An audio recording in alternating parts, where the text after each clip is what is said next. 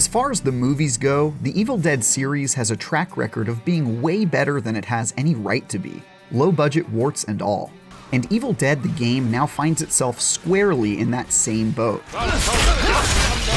While it's filled with things that irritate me, like slight inclines that my wimpy survivor was helpless to scale, finicky command prompts, and more, it also overwhelmingly succeeds at being a balanced, compelling battle of wits and reflexes that has kept my attention after more than 20 hours.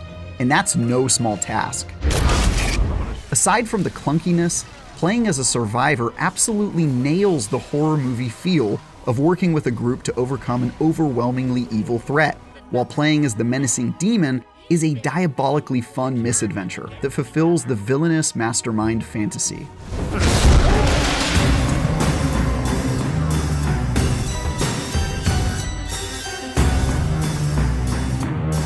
Yes, Evil Dead the game is an asymmetrical multiplayer game in the same vein of the likes of Dead by Daylight and Friday the 13th. But here it's presented with a goofy, Bruce Campbell smothered flair that's every bit as weird and campy as the cult classic movies. Honey, you got real ugly. Mechanically, there's not much original about it.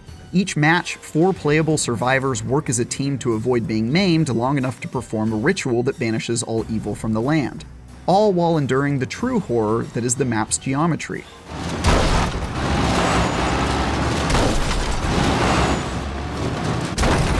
At the same time, one evil player does everything they can to kill the survivors using an army of undead soldiers and a bag of dastardly tricks so wickedly satisfying, it's hard to feel bad for the poor souls succumbing to your terrible power.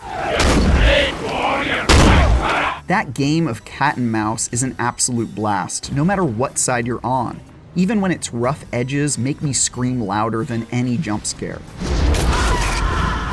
It is somewhat distinct from its genre peers in that the humans are capable of defending themselves.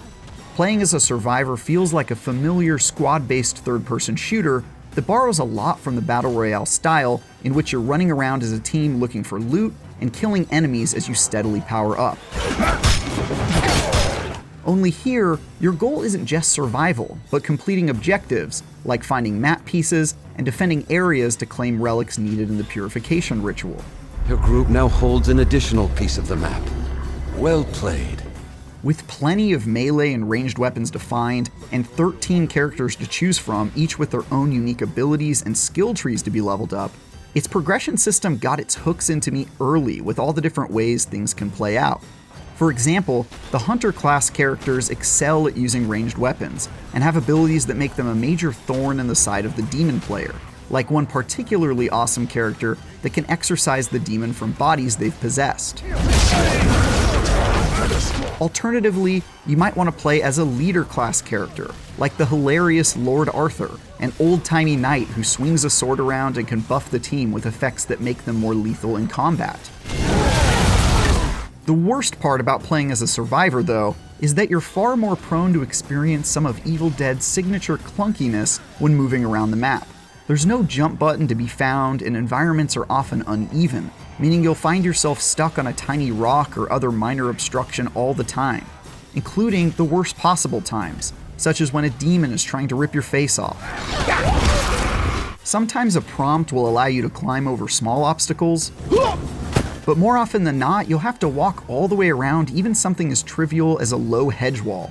The demon, meanwhile, can fly over all that, making the glitches as asymmetrical as the gameplay design. Aside from being locked in a life or death battle with small pebbles, you'll also struggle with the lack of a lock-on system when fighting undead mobs, finicky interaction prompts to do things like light a campfire or revive a fallen teammate that often doesn't register during crucial moments, your character getting frozen in place for several seconds for no foreseeable reason, and more. Probably my biggest pet peeve, though, is the really obnoxious safe zone system, which restricts your squad to an increasingly confined area as the end of the match approaches. If you've played a Battle Royale game before, you'll likely be familiar with the concept, but Evil Dead implements it in the worst possible way, by making the safe zone changes unpredictable, almost instantly lethal if you're caught outside the boundaries, and incredibly inconsistent. I've had entire matches mucked up as my team completed an objective only for the safe zone to jump over to another part of the map a few seconds later, catching half the team in an unavoidable death zone and ending any hope of claiming victory. That's just downright frustrating.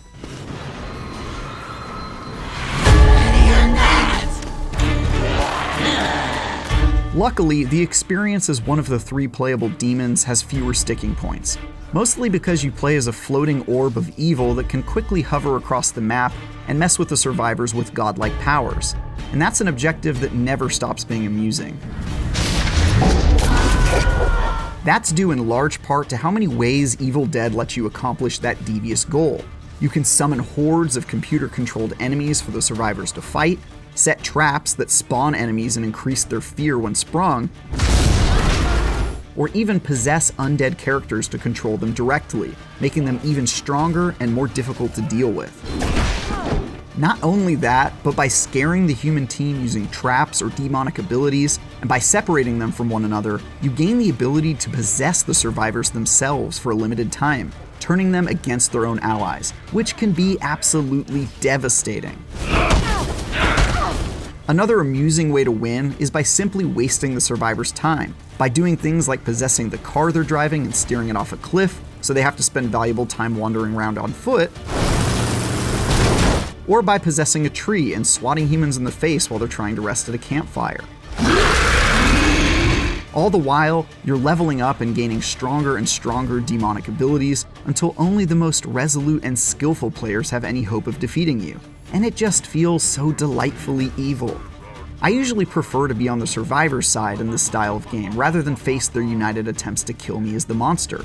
But Evil Dead captured my heart almost instantly. It's easily the best monster mode I've seen. Of course, once you've gotten a handle on both the survivor and demon modes, there isn't a ton left to do, aside from grinding for XP and leveling up your characters. And although I easily lost myself in over 25 hours of matches, the package does feel a bit light on content in some regards, especially where maps are concerned. There are only 2, and although they're both fairly large and each has a few interesting areas, after a dozen or so matches, I started to see a lot of the same places over and over, and that increasingly wore down Evil Dead's novelty the longer I played. I mean, you can only hang out at a derelict doll factory so many times before you start feeling like you've seen all that a derelict doll factory has to offer. And maybe you wish you could visit some other types of failed businesses, you know what I mean?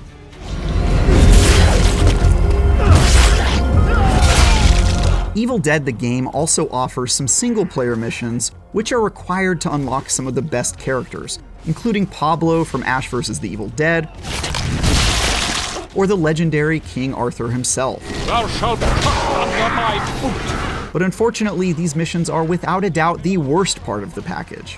While they try to serve as palate cleansers to the multiplayer-centric experience, they end up being tedious slogs through the same map areas found in multiplayer, where you complete a few fetch quests, fight a couple enemies, and receive snippets of story through still images that pop up to interrupt your playtime. Not only are they completely uninspired, but they also don't have any checkpoints, so you can die and lose 20 minutes of progress and have to do it all over again. And because you're playing alone as a survivor in a mode that feels like it was tacked on, the issues with polish are amplified exponentially, including the aforementioned horrible safe zones feature, which ruined multiple runs by relocating safety zones to different parts of the map with no warning, and instantly killed me. They even have the audacity to try stealth mechanics in one of the missions, which went about as well as you'd expect, and made me wonder if the unlockable characters were worth the torment. The good news is that there are only 5 missions, and once you finish them, you never have to do them again. But getting through them all is a pretty painful experience.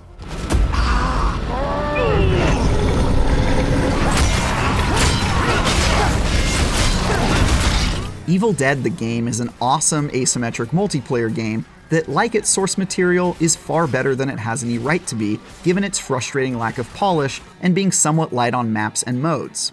Playing as a survivor is a fantastic cooperative shooter experience, despite frequent problems with janky level geometry that leads to unfair deaths and other questionable design choices, while playing as the evil mastermind is just downright magnificent, thanks to the amusingly fiendish ways you can mess with the other team. The single-player story missions are a distressing mess that I could have done without being forced to play through for the unlocks, but everything else proves worthy of the classic cheesy movies that inspired it. For more, check out our reviews of Salt and Sacrifice and Trek to Yomi. And for everything else, keep things groovy with IGN.